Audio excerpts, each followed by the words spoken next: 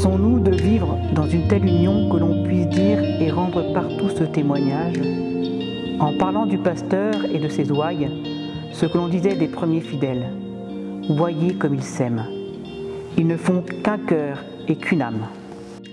Cette parole de l'abbé Michel Guérin me touche de manière toute particulière, puisque étant pasteur d'un peuple, pasteur auprès de jeunes, je trouve qu'il est important, d'une part, de s'accueillir mutuellement.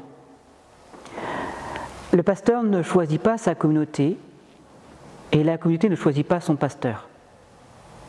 Et en son temps de carême, il est peut-être bon de se dire, de se rappeler que la communauté doit accueillir son pasteur et le pasteur accueillir sa communauté.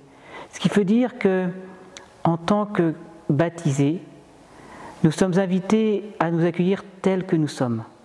Pas tels qu'on voudrait que les autres soient, mais tels que Dieu nous a permis d'être ensemble.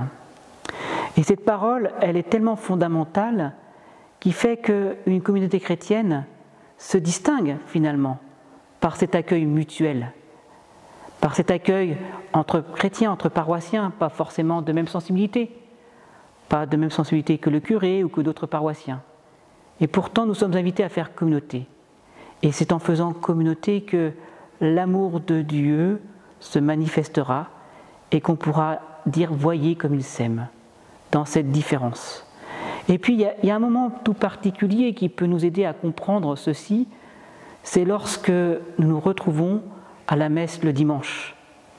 Je suis frappé à la messe du dimanche de voir des paroissiens d'origine, de pensées différentes se retrouver et de regarder dans la même direction, avec le prêtre bien sûr. Eh bien, puissions-nous regarder dans la même direction, regarder vers le Christ Sauveur qui a donné sa vie pour nous, afin que nous puissions la donner aux autres, avec nos frères bien sûr, mais aussi avec ceux et celles qui sont plus loin que nous. Ça ne va pas de soi. En fait, on le voit aujourd'hui de manière peut-être plus particulière.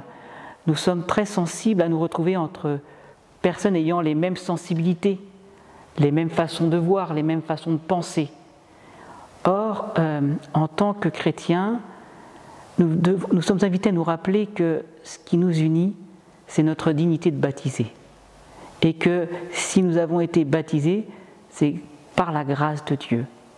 Et donc, au lieu de voir ce qui nous différencie, regardons ce qui nous unit, cette grâce du baptême.